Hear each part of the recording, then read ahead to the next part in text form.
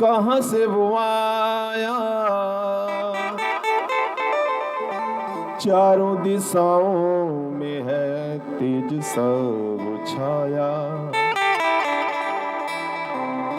उसकी भुजाएं,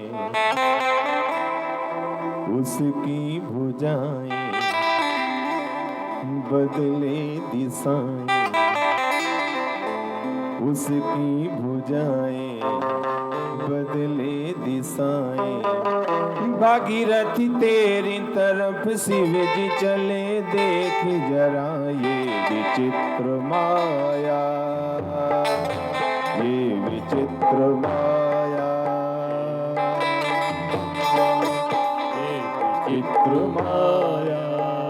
कौन है वो, कौन है वो, कहाँ से वो आया, चारों दिशाओं में है तेज सा छाया, उसकी भुजाएं बदले दिशाएं, उसकी भुजाएं बदले दिशाएं। भागीरथी तेरी तरफ शिव जी चले, देख जरा ये विचित्र माया, ये विचित्र माया। जटा कवि गलज्ज्वल प्रवाह कवितस्थले, गले वलं वलम्बिताम्बुजं तुङ्गमल्लिका, डमड्डमड्डमड्डमन्निनादिवड्डमरभयं चकारचण्डताण्डवं तनोतु नः शिवः शिवम्। जटां कटां सम्भ्रमं भ्रमन्निडिम्पनिर्झरि, विलोलवीच वल्लरी विराजमानमूर्धनि। तगत् तगत् तगत् ज्वलल्ललाटपट्टपावके, किशोर चन्द्रशेखरे रति प्रतिक्षणं नमः, रति प्रतिक्षणं नमः।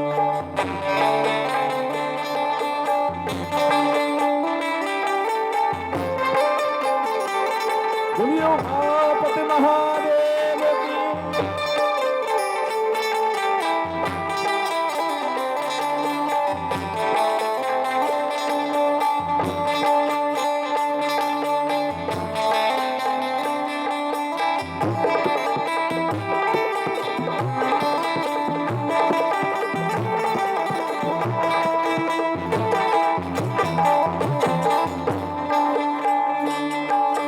सकल सिंधु समव्यसाल जटाजूट तम्रवाल, गंग की तरंग माल विमल नीर लागे, लोचन है नाल नाल तुम सिंदूर गुलाल घर साजे। कुंदन की कंठमाल सतहर विशाल, फटकनाल रुद्रमाल हरदयाल राजे। गम गम गम रूबाजी नाथ आज शरण साज, शिव जी महाराज आज तब नाचे नाचे, शिव जी महाराज आज तब नाचे।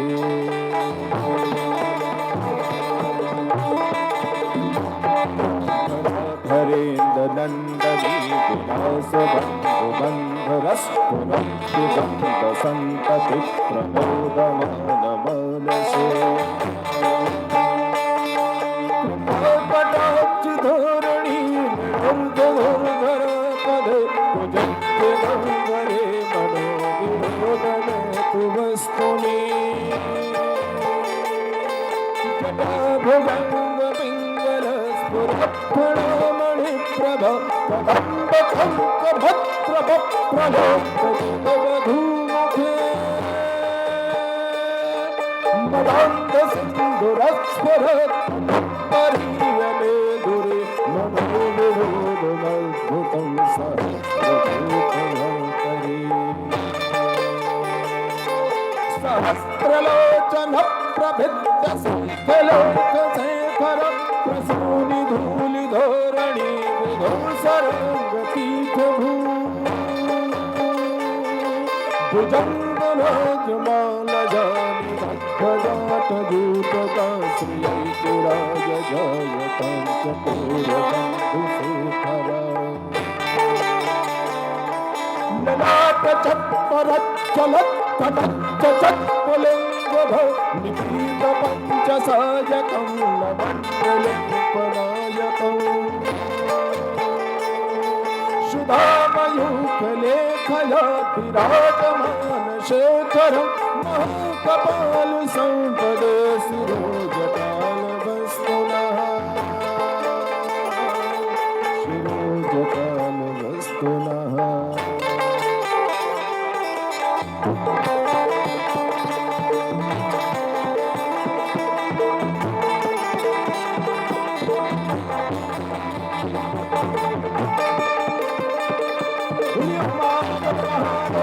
नेत्र बंद करके भोलेनाथ के चरणों में ध्यान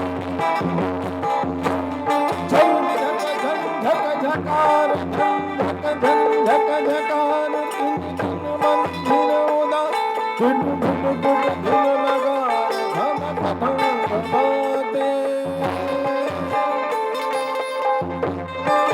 झम झक झम झकार किन के टकिन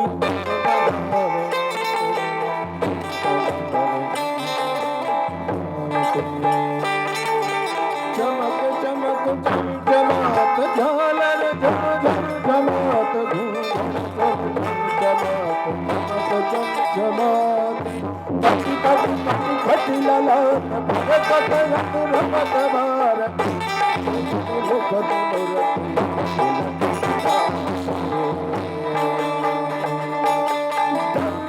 डमरू बाजे मातयाज शरण साज सिंहजी महाराज आज तांडव नाचे सिंहजी महाराज आज तांडव नाचे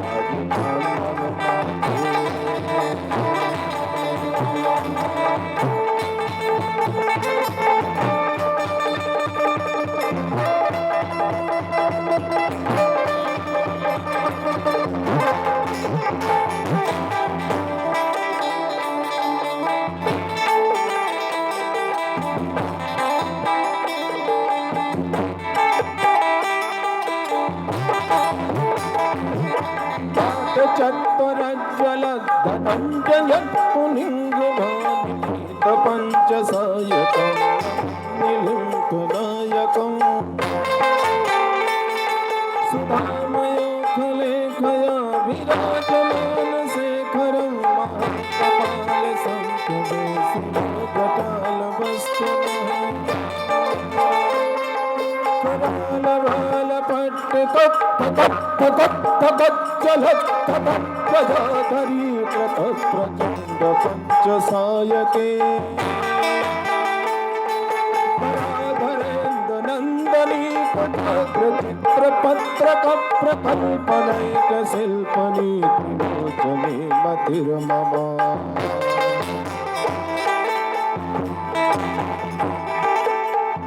नवीन मेघमंडली निरुद्ध धुर्धर स्फुरत् कुहूनि सीथिनी तनु प्रबंध बंध गंधरा निलिम्प निर्धर धरस्तुनोत कृत सुंदर कला निधान बंधुर श्रियं जगद्गुरुधरा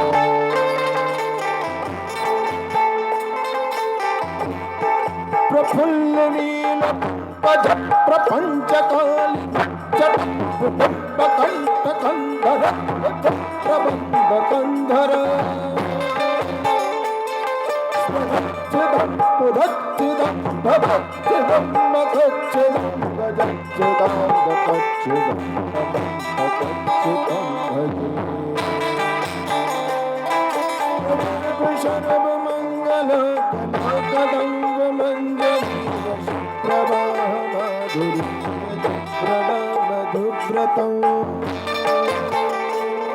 स्मरन्तकं पुरन्तकं भवन्तकं भगन्तकं भवन्तकं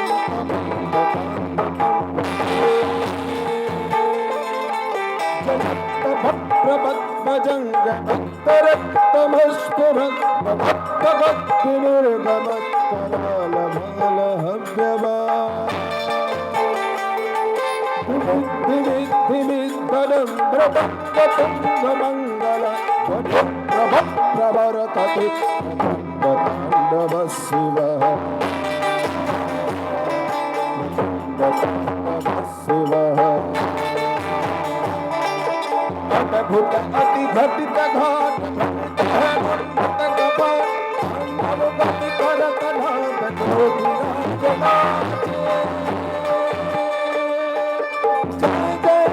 जपत देव पल पल महादेव कृष्ण परम देव बाजे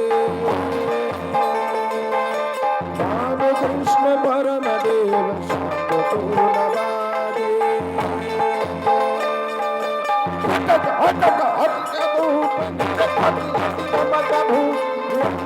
हरि विश्वरूप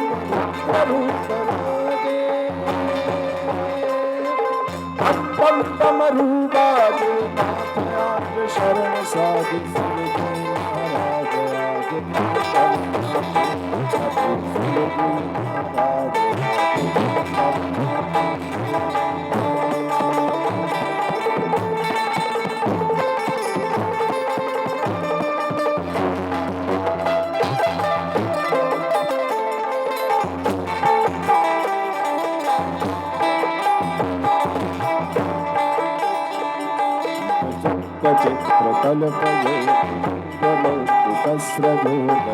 चित्रकल्पयोस्रजोगरिष्ठरत्नलोष्टय ओम शांति ओम शांति इतने पर ही ओम शांति ओम शांति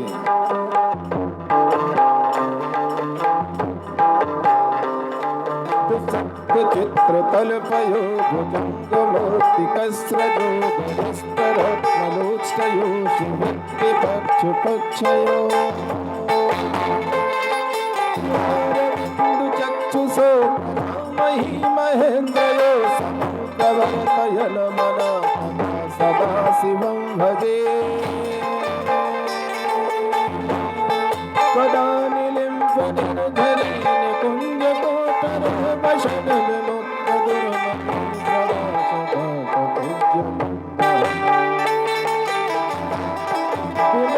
विमुक्तलोललोचनो ललाम भाललोचनकाशिरेति मन्त्रमज्जरं सदा सुखी भवाम्यहम्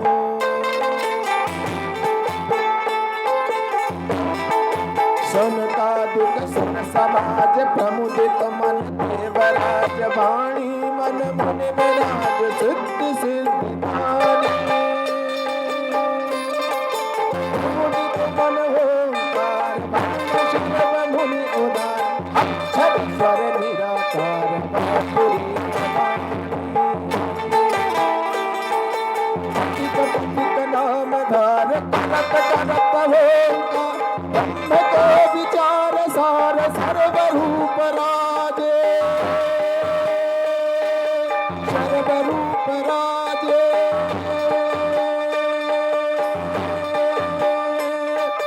बम बम रूप जो नाथ आज शरण साधु सूदी महाराज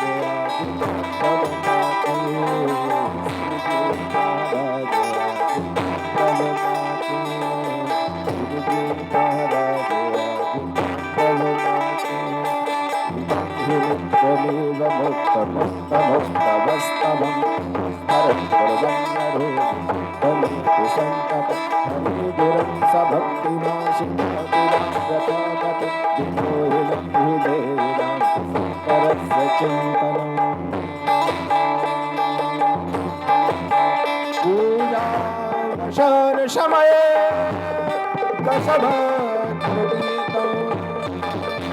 यह शुभभोजनमिदं तदोषि तस्य लक्ष्मी सदैव सुमुखी प्रमदाति शम्भो प्रददाति शम्भो पार्वती पतये महा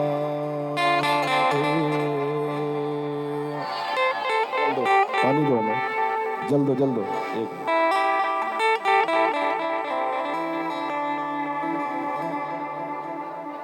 एक मिनट, एक छींटा लगाओ, एक छींटा मारो बस। किसी भी प्रकार से जो कोई भी हो कथा में विघ्न नहीं हो।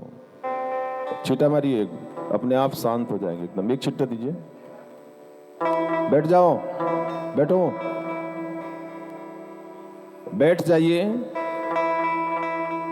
नमः पार्वती पतये हर हर महादेव। मुंह पर छींटा मार दीजिए बस, मुंह पर मारिए छींटा बस। दोनों हाथों से इसको मिला दीजिए, दोनों हाथों से, दोनों हाथों से। इधर सुनिए, इधर देखिए मेरी तरफ, बाकी और कहीं नहीं। ऐसे हाथ करो, ऐसे घुमाओ हाथ, आप छोड़ दो, ऐसे घुमाओ, फेस पे हाथ घुमाओ, फेस पे हाथ घुमाओ। अरे सुनाई नहीं दे रहा? फेस पे हाथ घुमाइए, प्रणाम करिए, ओम शांति, बैठ जाइए। नमः पार्वती पतये हर हर महादेव।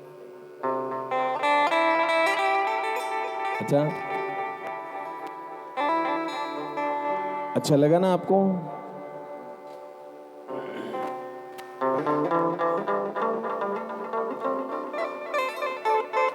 यथावत अपने अपने स्थान में बैठ जाएं, ग्रहण करें स्थान, तभी आगे बढ़ें।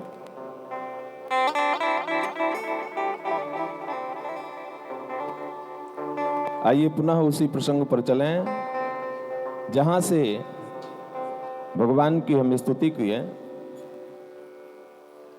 तो भगवान भोलेनाथ अपनी प्रियतम के ध्यान में निमग्न रहते हैं और दुनिया नीत नीत से आशुतोष भूत भावन भगवान भोलेनाथ के चरणों की वंदना करके अपने जीवन को कृतार्थ करते हैं। पहुंच गए नारद जी, ओम नमो नारायण हुआ, सबका ध्यान इधर ही रहे। ओम नमो नारायण हुआ, कैसे आना हुआ? अरे प्रभु बहुत दिन हो गए से, माँ से मिलने की इच्छा हुई, आप बैठे रहिए, माँ से मिल करके आते हैं। अब भोलेनाथ के काहे को ध्यान लगे? नारद जी जहां पहुंच जाएं फिर काहे को ध्यान लगे? समाधि में ध्यान लगावें और फिर समाधि में ध्यान लगावें और फिर भटक गया कि गए हैं अंदर, पता नहीं क्या करके लौटे नारद जी, क्या करके लौटे? माता जी जब ताली बजाने को होगा मैं जरूर बताऊंगा। बोलिए जय श्री कृष्ण। तो नारद जी गए और बाबा का मन ना लगे और नारद जी गए, मैया को प्रणाम किए, मैया को प्रणाम किए। मैया ने पूछा बड़े दिनों बाद आना हुआ, आओ आओ आओ। हाँ माँ, मैं तो अब कहीं किसी के घर आना जाना बंद कर दिया, नहीं आता जाता हूँ। बोले क्यों? मैया इस संसार में जो रिश्ते हैं ना वो सब दिखावे के हैं, हो गए हैं। कोई किसी का किसी से प्रेम नहीं, कोई किसी को किसी से कोई ज्यादा मतलब नहीं, अपने में ही सब रमे रहते हैं। मिल गए सामने तो ऐसा लगता है आहा कितने बड़े प्रेमी हैं, और जैसे थोड़ा पीछे हुआ तो दे बुराई। इसलिए हमने आना जाना बंद कर दिया, किसी के घर नहीं आते मैया। किसी का किसी से कोई प्रेम नहीं है, यहाँ तक कि इस संसार में पति पत्नी का इतना पुनीत रिश्ता है वो भी स्वार्थ का हो गया है। भैया थोड़ा सा उठाएंगे आवाज, आप कुर्सी इधर बगल में लगा लें। अब माँ जो पार्वती जी हैं, थोड़ा सा उठाएंगे, हाँ ठीक है। माता जो पार्वती जी हैं नारद जी की बात को सुनती हैं, ठीक है, नारद जी की बात को सुनती हैं और कहते जाने दो, दुनिया में होंगे लोग जैसे होंगे, हम दोनों का बहुत प्रेम है नारद, हम कोई छल कपट का रिश्ता नहीं रखते हैं। किसी के घर मत जाओ, किसी के यहाँ प्रेम नहीं है, पर हम दोनों का तो बहुत प्रेम है और यहाँ पर ऐसी बातें आप नहीं कह सकते हैं। हम दोनों के बीच में कोई छल कपट नहीं है। यहाँ तक कि जो गोपनीय बातें हैं ना वो भी हमारे पति हमें बता दिया करते हैं। तो नारद जी ने कहा अच्छा मैया सब बता दे? तो बोले हाँ। तो एक बात पूछो मैया? बोले हाँ पूछो। ये बाबा जो मुंड की माला पहने रहते हैं, ये मुंड माला क्यों पहनते हैं? और पहनते तो किसके मुंड हैं इनकी माला में, आप बताएं तो सही। आपको तो बताए होंगे जब सारे रहस्य बता देते हैं। तो मैया ने कहा ये बात तो मैंने पूछी नहीं और उन्होंने बताया नहीं। तो नारद जी ने कहा तब तो मैं आपके यहाँ पानी भी नहीं पीऊंगा। रहने दो मैया, रहने दो। और चल दिए। पार्वती जी बार बार नारद जी को कहती हैं रुको रुको रुको, बैठो तो सही बैठो। नारद जी ने, अरे मैया मैंने देख लिया भोलेनाथ कितना प्रेम करते हैं आपसे, मैंने देख लिया, मैं तो जा रहा हूँ। और नारद इधर भोलेनाथ का मन लगे ना समाधि में, वो भी सोचे नारद जी अंदर गए हैं मैया के पास क्या करके लौटे। और लौटे तो कहते हैं बाबा मैया याद कर रही हैं, जाओ जल्दी। और मैया ने क्या किया पता है? सारे श्रृंगार उतारने लगी। पहले के समय में कूप भवन बनते थे ना, आपने सुना है ना? रामायण नहीं सुना हो तो ये तो सुना ही होगा कि कैकेयी कोप भवन में गई थी। तो सिद्ध हो रहा ना कि पहले के लोग कोप भवन बनवाते थे। आपके भी घर में बना है? बना है किसी के घर में? अब नहीं बनवाते कोई। अब आप पूछोगे कि महाराज अब क्यों नहीं बनवाते हैं? अच्छा कोई है जिसके घर में बना है क्या? सब लोग उसी की ओर देख रहे हैं। अच्छा अच्छा, बात तो सही है चिप्रभा जी, बिल्कुल बात सही है। तो अब कोप भवन की जरूरत नहीं है, क्योंकि अब कोप भवन में निवास ही हो गया है, तो जरूरत नहीं रह गई कोप भवन की। चलिए इन बातों को एक तरफ रखते हैं, अपने प्रसंग पर चलें। हमें दुनियादारी से क्या मतलब है?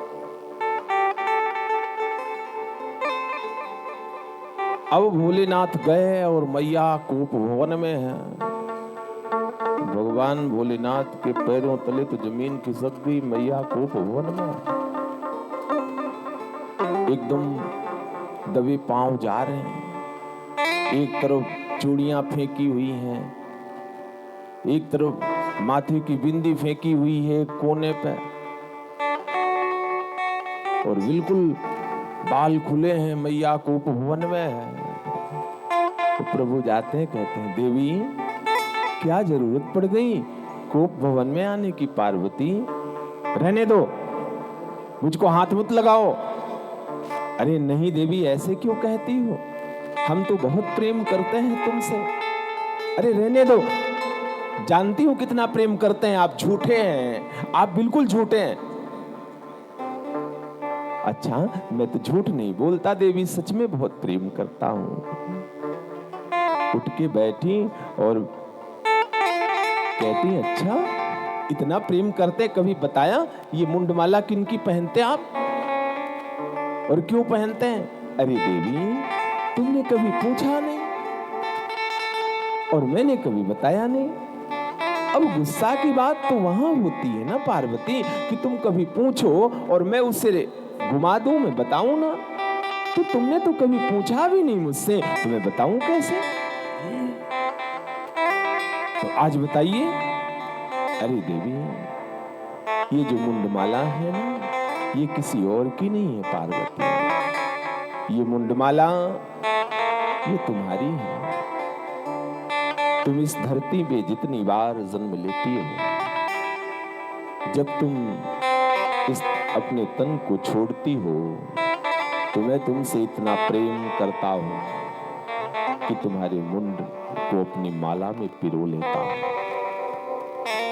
माँ पार्वती के नेत्र सजल हुए, भोलेनाथ के चरणों में साष्टांग हुई। प्रभु 1 2 3 4 5 6 7 8 गिनती करने लगती हैं। सैकड़ों मुंड गले में माला के रूप में है। अरे प्रभु तब तो आप और महाकपटी निकले। क्यों? आपने ऐसी कौन सी जड़ी खाई हुई है कि आपका जन्म ही नहीं होता है, और हमारा क्या है कि मैं बार बार मत जीती हूँ, बार बार मरती हूँ, और उसकी निशानी आप माला में पिरो लेते हैं। देवी ये माला किसी और की नहीं, तुम्हारी है।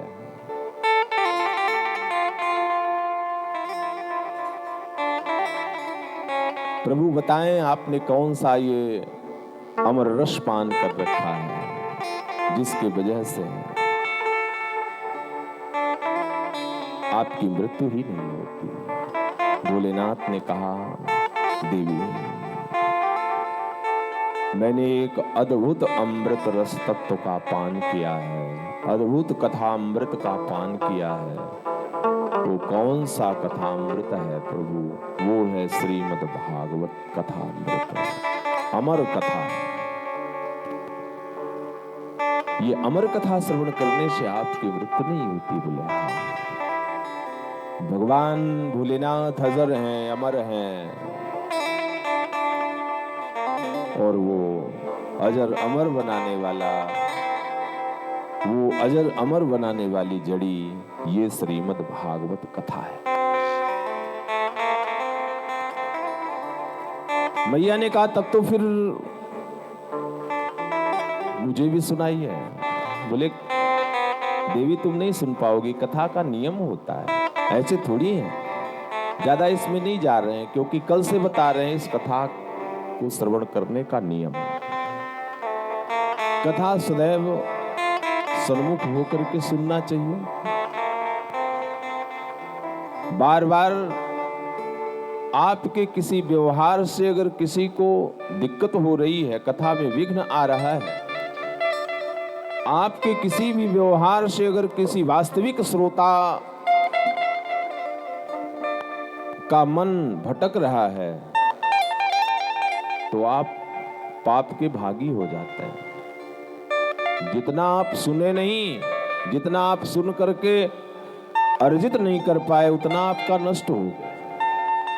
अच्छा, मन लगा हुआ है किसी का भाव लगा है और आप उसी समय हलो करने लगे, बताइए अगल बगल वाले डिस्टर्ब होंगे कि नहीं? भगवान के चरणों में वो अगर रमे हुए हैं तो बहुत गुस्सा करेंगे आपके ऊपर। किसी प्रकार से तो मन लगा और देखो इसने भटका दिया, तो आप पाप के भागी बने। कथा में कभी सोना नहीं चाहिए।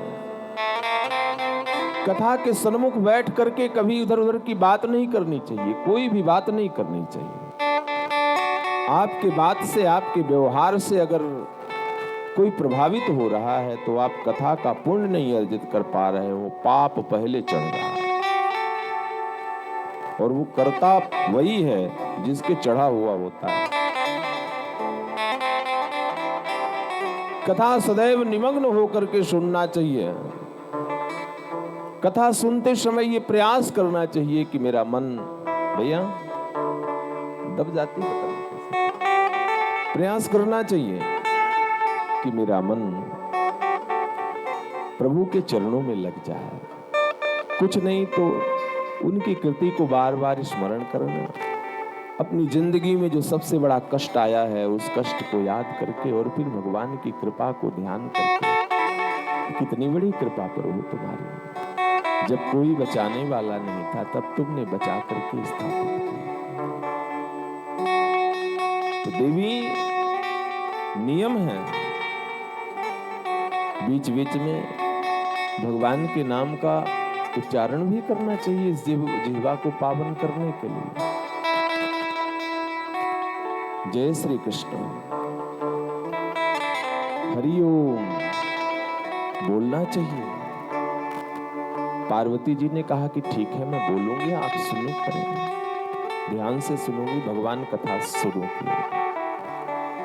उसी कैलाश पर्वत पर एक सुख पक्षी अपनी पक्षिणी के साथ निवास करता है। उस समय कैलाश पर्वत पर बर्फीली हवाओं के प्रभाव से ठंड बढ़ गई।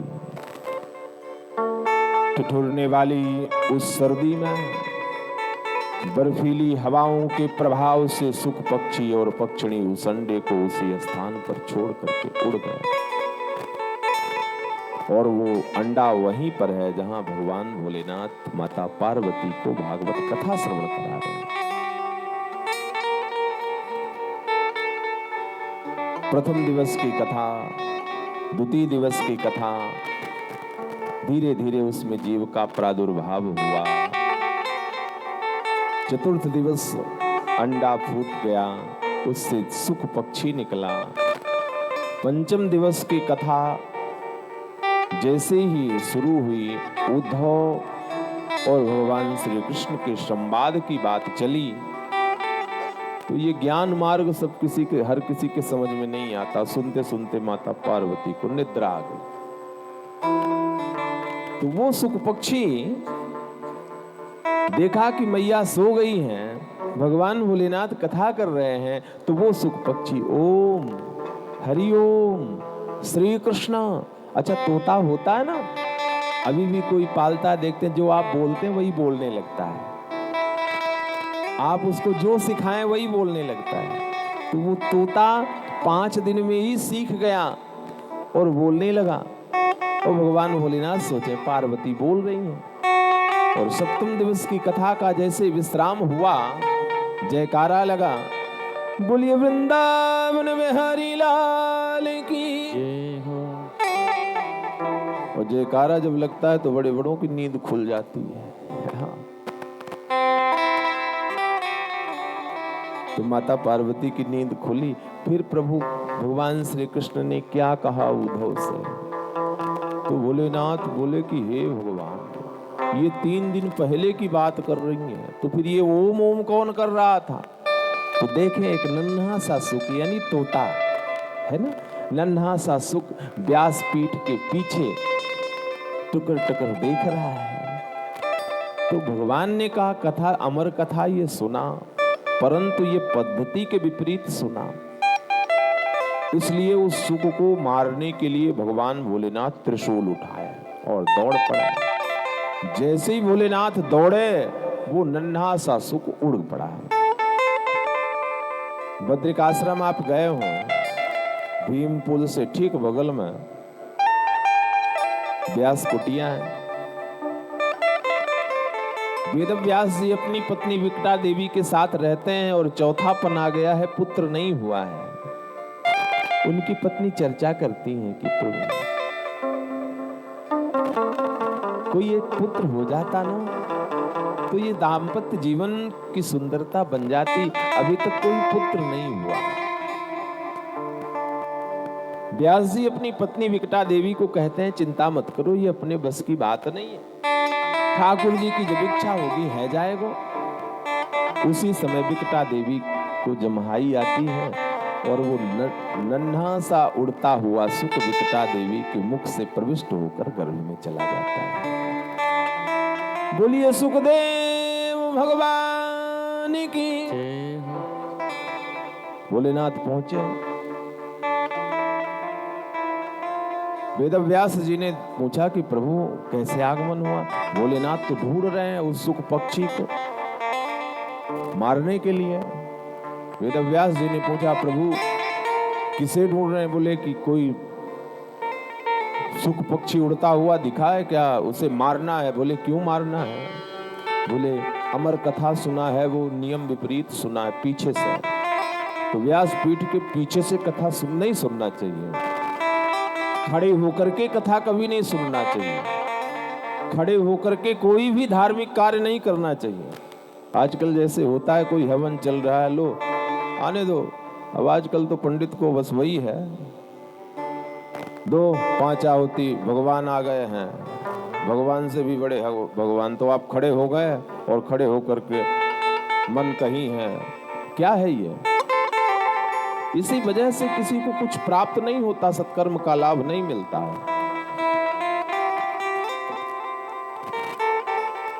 भगवान ने कहा आपने देखा है, इधर ही आया उड़ता हुआ। तो व्यास जी ने कहा प्रभु आप ही बताएं, आप ये कहते हैं कि उसने अमर कथा सुना, अब जब अमर कथा सुन ही लिया तो ये बताइए कैसे मारेंगे आप? तो भोलेनाथ ने कहा हाँ ये बात तो मैं भूल ही गया था कि जब वो सुन लिया, नियम से सुना, कैसे सुना, तो मैं मार कैसे सकता हूँ। लट चले आए और 12 वर्ष बाद आदरणीय व्यास जी की पत्नी विकटा देवी के गर्भ से परम आदरणीय सुखदेव जी का प्रादुर्भाव होता है। वो सुखदेव जी जो जन्म लेते ही वन की ओर चले जाते हैं। पीछे पीछे पिता, बेटा सुखदेव कहते पुकार रहे हैं, पर लौटते नहीं, जिस पिता को लौटाने की क्षमता नहीं। सूत जी महाराज मंगलाचरण कर रहे हैं।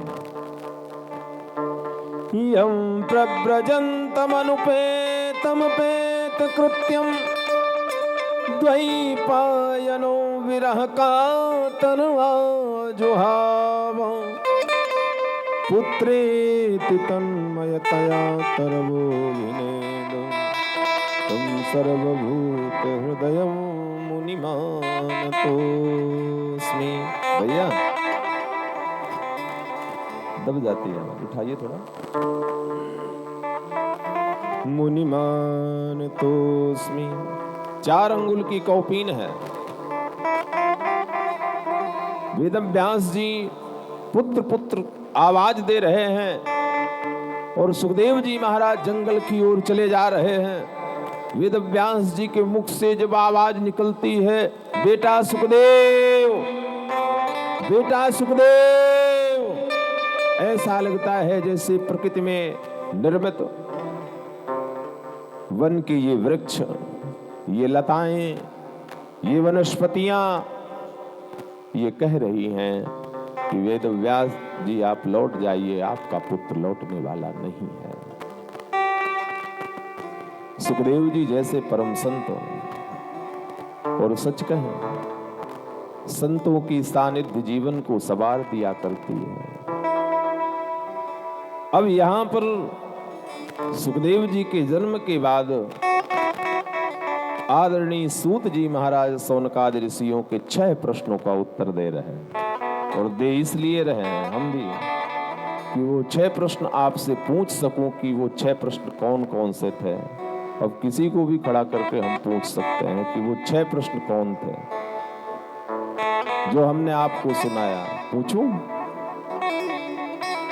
कौन है? इतने लोग बैठे हैं, बताइए कि हमने 6 प्रश्न आपसे किए, आपको सुनाया, और वो 6 प्रश्न कौन कौन से थे आपको बताना है। उन 6 प्रश्नों का उत्तर हम देंगे, क्योंकि अभी तो बात है आधा घंटा पहले की, और आप कथा श्रोता हैं, तो फिर उत्तर न दें। जब आपको प्रश्न ही याद नहीं है तो हमें भी याद नहीं है कौन कौन से थे 6 प्रश्न। चलिए पहला प्रश्न आप, हाँ पहला प्रश्न था मानव के लिए धर्म, परम धर्म कौन सा? दूसरा याद करना तुम्हें देना है। ये क्या है? दूसरा याद है ना? चल ठीक है, तीसरे वाले भी याद रखना, अनिल भैया भी। तो पहला प्रश्न शौनकादि ऋषियों ने पूछा सूत जी महाराज से, मानव के लिए मानव का परम धर्म क्या है? यहां पर उत्तर दे रहा है कि मानव का सबसे बड़ा धर्म है भगवान श्री कृष्ण के चरणों में प्रेम। आप गौर से सुनो, जो निष्काम धर्म होता है, जो निष्कामी जीव होते हैं, क्योंकि वो अपने धर्म से बड़ा कुछ समझते नहीं हैं।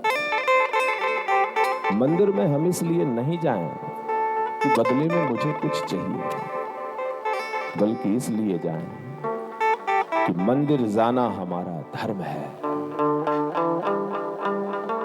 इस भाव से नहीं जाएं कि मुझे कुछ चाहिए, इस भाव से जाएं कि हम मनुष्य हैं, भगवान का आराधन करना हमारा धर्म है। क्यों? क्योंकि वो मुझे मनुष्य बनाया है, उत्तम कुल दिया है, उत्तम परिवार दिया है। अरे किसी गरीब के घर में भी जन्म हो सकता था, कोई पशु भी बन सकते थे, पर नहीं, जिस परमात्मा ने मुझे सुख और समृद्धि से युक्त किया है, उसके चरणों में मस्तक नवाना हमारा सबसे बड़ा धर्म है। कृष्ण के चरणों में प्रेम, एक साधे सब सधे। दूसरा प्रश्न बताओ क्या था?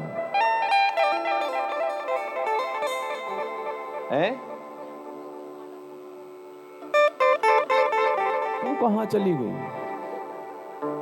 नहीं, दूसरा प्रश्न था कि मंदिर में हम जाते हैं, चलो प्रयास किए तो मैं बता देता हूं, अब तीसरे उत्तर में प्रश्न पे नहीं संभालूंगा। दूसरा प्रश्न था कि मंदिर में हम जाते हैं, हमारे वैदिक सनातन धर्म में 33 कोटि देवी देवता हैं, एक तरफ माँ दुर्गा है, एक तरफ हनुमान जी हैं, एक तरफ और देवी देवता हैं, तो हम किसको किसको पूजें, है ना? इतनी व्यस्तता है। अरे गृहस्थ आश्रम कोई ऐसा वैसा आश्रम थोड़ी है, सबसे बड़ा आश्रम है गृहस्थ आश्रम। गृहस्थी में पति को भी देखना है, बच्चों को भी देखना है, परिवार को भी देखना है। और हम मंदिर में जाते हैं तो इतने देवी देवता हैं कि सबका अगर स्तुति करने लगे, दुर्गा जी की एक स्तुति कर दो 2 मिनट की, 10 मिनट 5 मिनट की, एक हनुमान जी की कर दो, एक शिव जी की कर दो, एक भगवान श्री कृष्ण की कर दो, एक राम जी की कर दो, एक गणेश जी की कर दो, तब तो 2 घंटा लग गए, घंटा लग गए, और टाइम है नहीं था। तो क्या हमारे धर्म का निर्वहन नहीं हो रहा है? हो रहा है। जैसे वृक्ष की जड़ में हम गमला आप लगा रखे हैं ना, गमले में पौधे लगे हुए हैं, पौधे को हरा भरा करने के लिए हम जड़ में पानी डालते हैं, है ना? हम जड़ में पानी डालते हैं तो पत्ते अपने आप ही हरे भरे हो जाते हैं और उनमें फल भी आते हैं, फल में रस भी आता है और वो रस मीठा भी होता है। इसी प्रकार से जितने देवी देवता हैं, 33 कोटि देवी देवता, उन सब के मूल भगवान श्री कृष्ण हैं। मूल तत्व भगवान श्री कृष्ण हैं। इसलिए सदैव अपने मन को कृष्ण के चरणों में लगाए रहें, राम जी के चरणों में लगाए रहें। राम जी के अगर चरणों में आपका मन लगा है तो भगवान प्रसन्न है, हनुमान जी प्रसन्न है, भगवती दुर्गा प्रसन्न है। कृष्ण के चरणों में अगर आपका मन लगा हुआ है तो सारे देवता प्रसन्न हैं, क्योंकि सब उन्हीं के अनुरागी हैं, सब उनकी पूजा करते हैं। यानी एक ही साधे सब सधे, और बोलो सब साधे सब जाए। और सबको साधने के चक्कर में हम एक का भी अच्छे से ध्यान नहीं कर पाए। कोई माताएं तो होती हैं, डोलची उठाती हैं और वहां से शुरू करती हैं, देखता है योग माया से, 2 लोटा वहां उस वाले मंदिर में ऐसे उलीचा मारे, 2 लोटा उनको उलीचा मारे, एक धूप वहां खोस लगाए, एक अगरबत्ती वहां लगाए, फिर घर आए 2-4 दिया घर पे लगाए और इधर उधर देखते हैं। जितना दिया का घी नहीं जलता उतना कलेजा जलने लगता है, जितना दिया का घी नहीं जलता उतना कलेजा जलता है। तो कहीं बहू किसी से बात तो नहीं कर रही है, घंटी चल रही है, आरती चल रही है, तेरा तुझको अर्पण क्या लागे मेरा। बताइए क्या भाव है? तन मन धन सब तेरा, स्वामी सब कुछ है तेरा, स्वामी सब कुछ है तेरा, तेरा तुझको अर्पण, तेरा तुझे क्या लागे मेरा। ओम जगदीश हरे, ओम जगदीश हरे।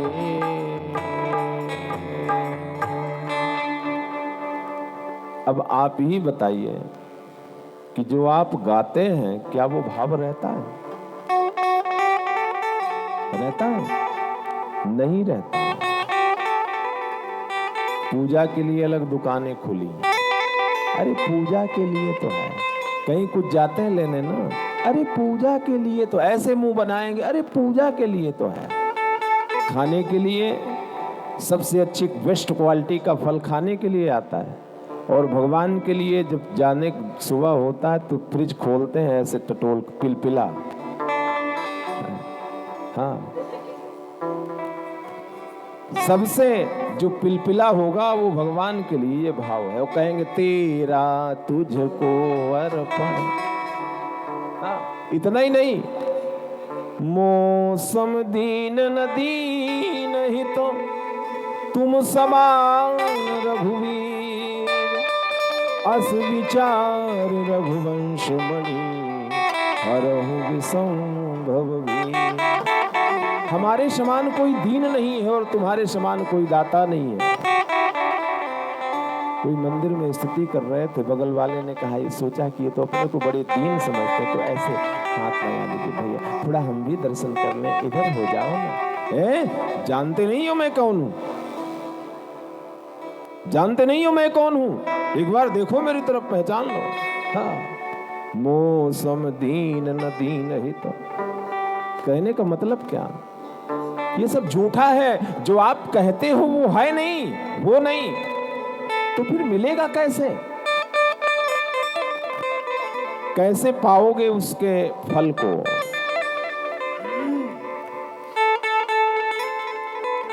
कहने का भाव इस प्रश्न का ये है कि प्रेम के बिना कुछ नहीं, समर्पण के बिना कुछ भी नहीं है। पूजा का मतलब है समर्पण। आप अपना जो समर्पण देते हैं 10 मिनट के लिए, 5 मिनट के लिए, वो सिर्फ समर्पण है। याद दिलाते हैं, जैसे माँ के पास गए ना, पिता के पास गए ना, चरणों में दंडवत किए, थोड़ा सा गले लग लिए, बैठ लिए, अपने पन की 2 बातें कर लिए, तो माँ को भी लगता है कि बेटा ध्यान रख रहा, बहू हमारी ध्यान रख रही है। और इतना ही न करें तो परायापन हो जाता है। तो वही भाव है। हम गए तो जब अपनापन तो तभी होगा ना जब आपकी भावनाएं पवित्र होंगी, आपका जब प्रेम पवित्र होगा, जब आपका समर्पण पवित्र होगा, तब तो कुछ प्राप्त होगा। यथा तरुर्मूल निषेचनेन तृप्यन्ति तस्कंद भुजोपशाखा। तो दूसरे प्रश्न का उत्तर, भगवान मूल हैं, जड़ हैं, श्री कृष्ण जड़ हैं, बाकी सब तने हैं और जड़ के सींचने से सब हरे भरे हो जाएंगे। इसलिए गीता में भी भगवान ने कहा है अर्जुन से,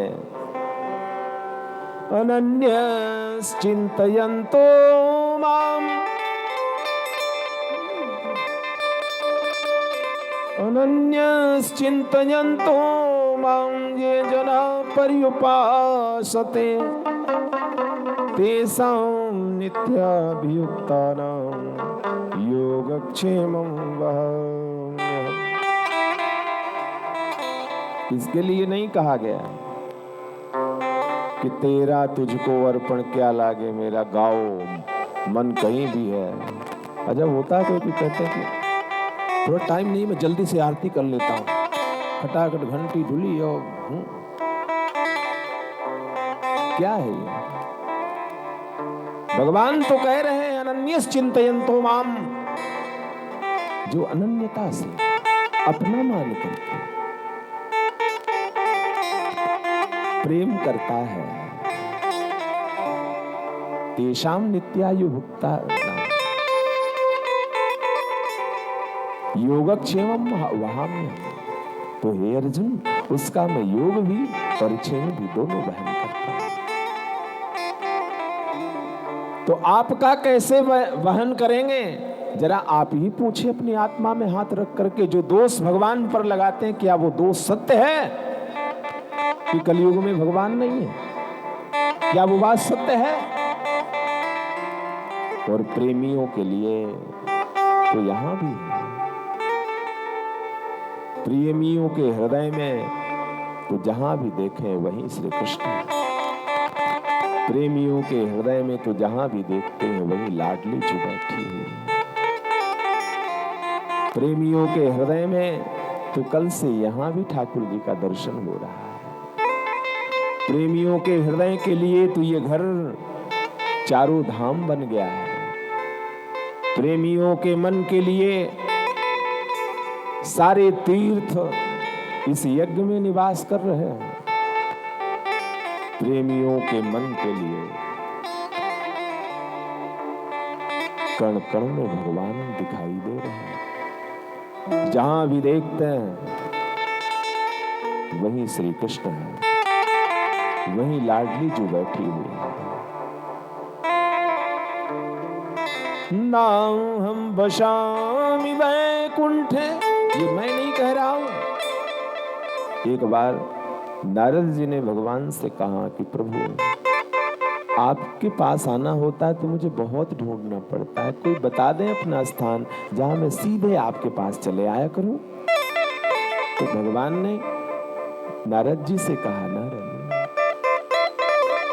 ना हम वसामि वैकुंठे योगिनां हृदये न च मद्भक्ता यत्र गायन्ति तत्र तिष्ठामि नारद।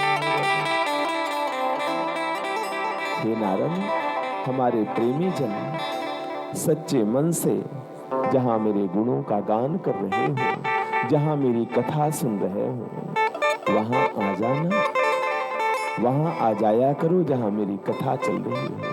प्रेमी जन जहां प्रेम से मेरी कथा सुन रहे हो, जब वहां आओगे ना तो मैं किसी न किसी रूप में तुम्हें मिल जाऊंगा। तब तो बात सिद्ध हो रही है ना कि जहां भगवान की कथा है वहां भगवान बैठे हुए हैं। आपसे सत्य कहूं, बहुत दिन हो गए इधर आश्रम में रहते हैं।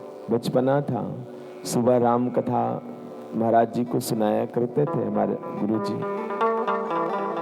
तो मन ना लगा करें कि जिस दिन कोई श्रोता ना हो तो मन न लगे। तो हमारे पंडित आदमी जल्दी जल्दी सोचा कि करके फिर जाऊं, कथा कर दूं।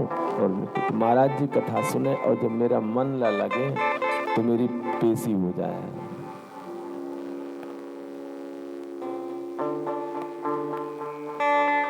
मेरी पेशी हो जाए और कहा करें कि आज मन से कथा नहीं की है तो अपनी सफाई में महाराज जी कोई सुनता तो है नहीं, इतने लोग आश्रम में रहते हैं, कोई सुनता तो है नहीं, कोई रहता तो है नहीं, तो फिर किसको सुनाए। हम भी जल्दी जल्दी कर दिए। तो हमारे महाराज जी के नेत्र सजल हो जाया करें। बोले आज के बाद कभी भी मनुष्य मात्र को सुनाने के लिए मंच पर नहीं बैठोगे, क्योंकि मनुष्य कहां सुनता है, भगवान स्वयं सुनते हैं। ये कथा भगवान के लिए है। दब जाती है, गला खींच रहा है, पता नहीं कैसे। श्री राधे, श्री राधे, श्री राधे। बोलिए वृंदावन बिहारी लाल जय। तीसरे प्रश्न पर चलो। तीसरा प्रश्न कि भगवान का नाम अजन्मा है तो भगवान जन्म कैसे लेते हैं। बाबा के भाव में अगर समझाएंगे तो जल्दी समझ में आ जाएगा, भागवत जी के भाव में कम समझेंगे। जब जब हो धर्म कहानी, जब जब हो धर्म कहानी, जब जब होई धर्म की हानि, जब जब होई धर्म की हानि, जब जब होई धर्म की हानि, जब जब होई धर्म की हानि, जब जब होई धर्म की हानि, बाढ़ी असुर अधम अभिमानी, बाढ़ी असुर अधम अभिमानी,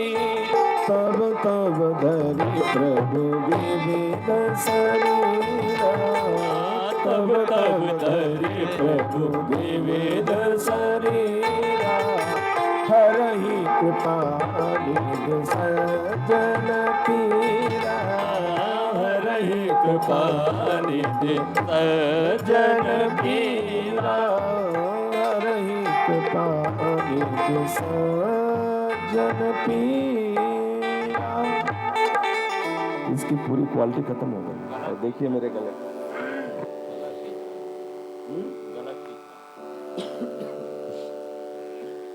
तो लौंग लौंग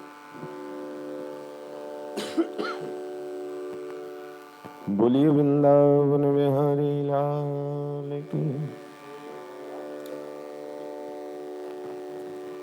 तो तीसरे प्रश्न का उत्तर बाबा गोस्वामी तुलसीदास जी के भाव में हमने समझाया आपको। चौथा प्रश्न, भगवान के अवतार कितने हैं? तो भगवान के अवतारों का वर्णन करते हुए आदरणीय सूत जी महाराज कहते हैं, सनक सनंदन सनातन सनत कुमार 12 अवतार, संत नारद जी का अवतार, नर नारायण का अवतार, भगवान कपिल का अवतार, दत्तात्रेय जी का अवतार, यज्ञ भगवान का अवतार, ऋषभ देव का अवतार, पृथ्वी जी का अवतार, मत्स्य अवतार, कश्यप अवतार, धनवंतनी अवतार, मोहिनी अवतार, भगवान नृसिंह अवतार, वामन अवतार, परशुराम जी का अवतार, महर्षि वेद व्यास जी का अवतार, आदरणीय प्रभु राम जी का अवतार, 19वां अवतार बलराम जी का, 20वां अवतार मेरे प्रभु श्री कृष्ण का, 21वां हरि अवतार, 22वां हंस अवतार, 23वां बुद्ध अवतार, 24वां कल की अवतार, 24वां कल की अवतार, यानी 24 अवतारों का वर्णन करता है। और इन 24 अवतारों में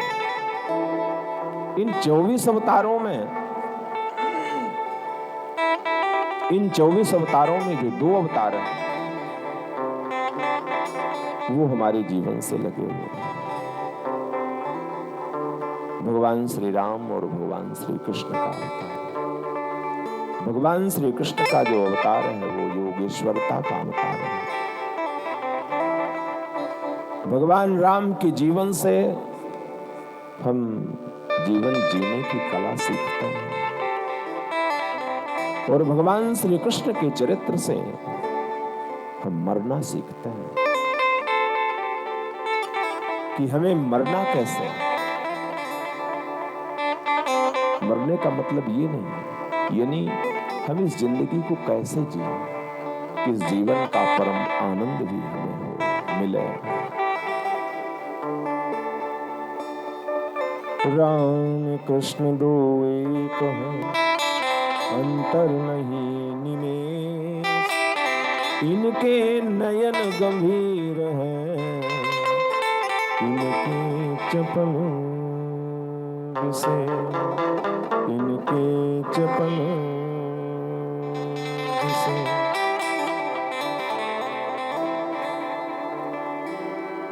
और 6वां, धर्म किसकी शरण में गया?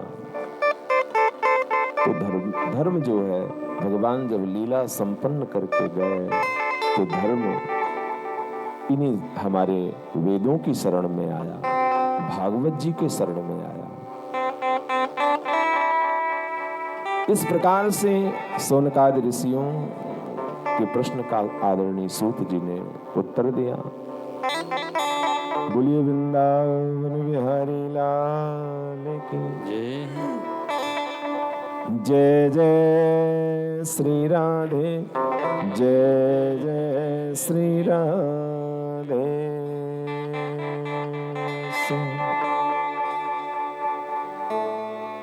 एक अर्जुन मेरी सुन लो,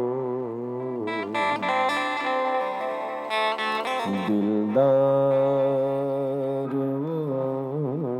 कन्हैया। एक अर्जुन मेरी सुन लो, दिलदार ओ कन्हैया। एक अर्ज मेरी सुन लो, दिलदार ओ कन्हैया। कर दो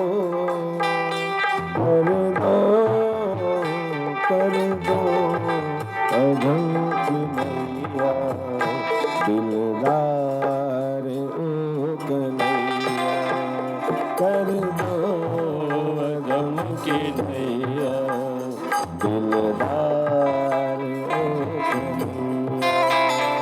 एक अर्ज मेरी सुन लो दिलदार ओ कन्हैया। एक अर्ज मेरी सुन लो दिलदार ओ कन्हैया। एक अर्ज मेरी सुन लो दिलदार ओ कन्हैया।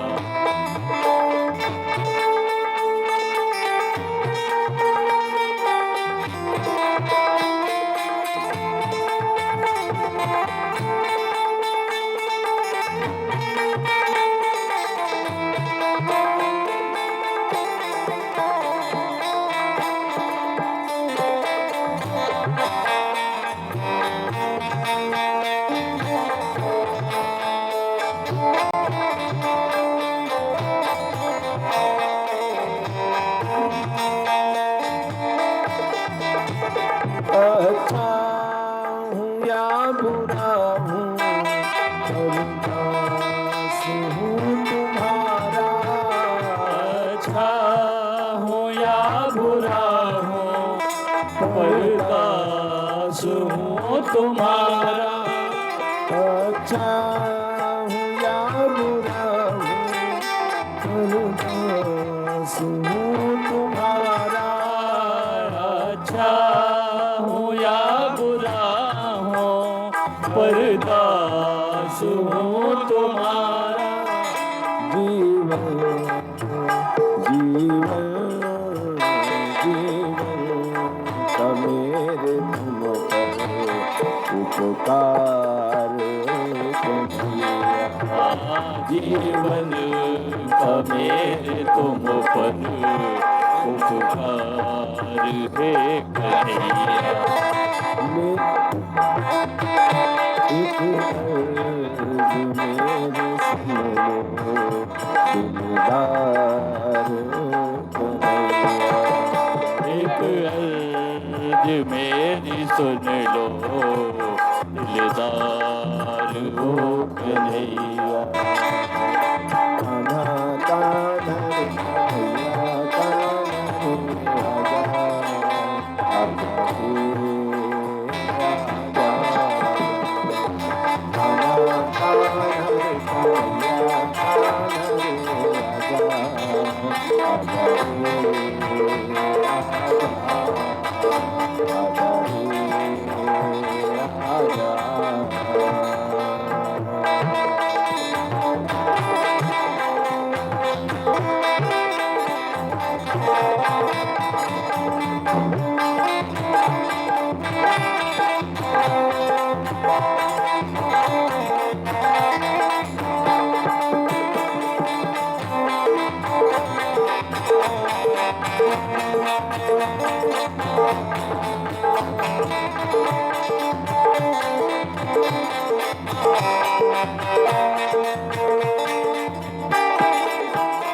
तुम हो अधम जनों के उद्धार करने वाले।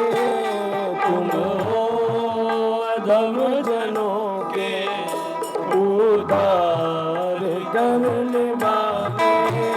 तुम हो अधम जनों के उद्धार करने वाले। मैं हूँ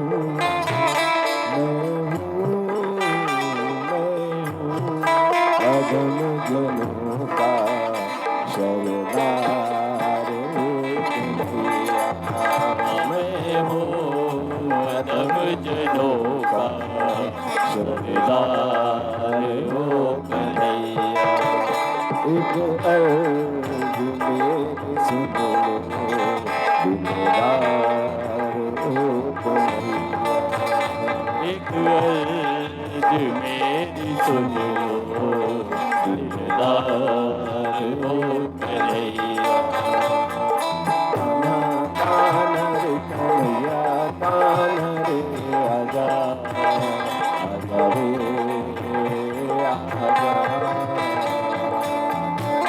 कान्हा रे कन्हैया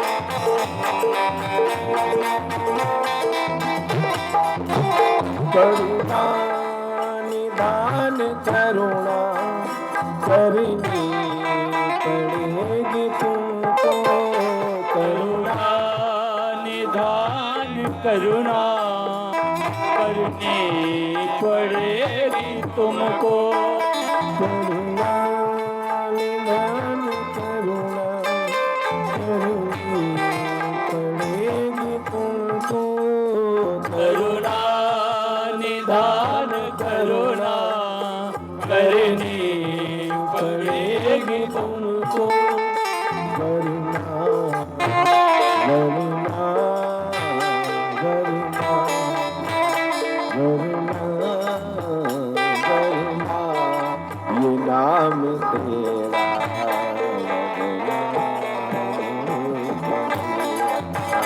वंदना ये नाम तेरा, वंदना हो कन्हैया।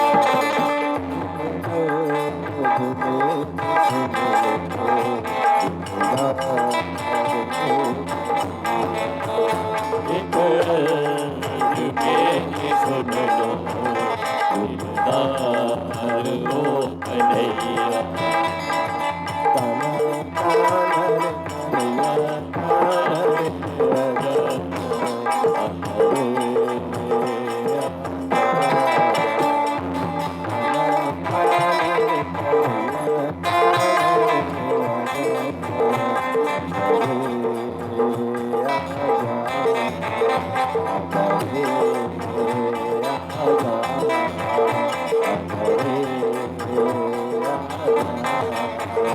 एक अर्ज मेरी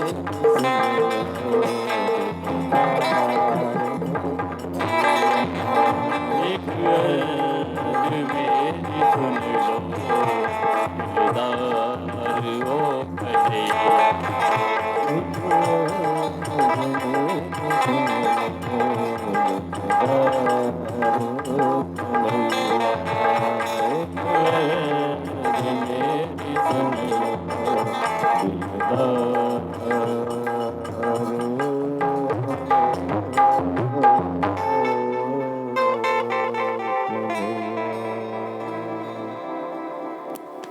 बोलिए वृंदावन बिहारी लाल की जय। थोड़ा बेस कम करो, बेस कम करिए। बोलिए वृंदावन बिहारी लाल की जय जय श्री राधे जय जय श्री राधे। ये जो हाथ उठाते हैं ना, क्यों उठाते हैं?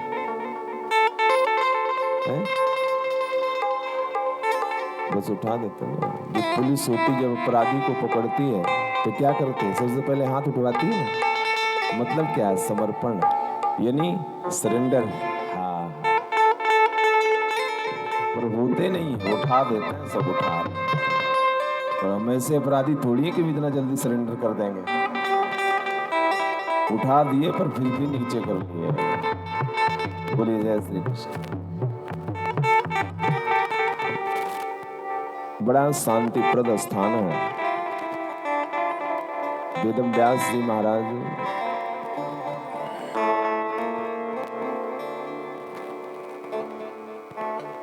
जन्म लेते ही वन की ओर चले जाते हैं। उनकी माता सत्यवती रोते हुए पुकारती है, बेटा तुम्हारे बिना हम कैसे रहेंगे। व्यास जी ने कहा, माँ जब भी तुम स्मरण करोगी ये बालक तुम्हारे चरणों में समर्पित होगा, ये पुत्र प्रकट होगा। वेदव्यास जी उत्तराखंड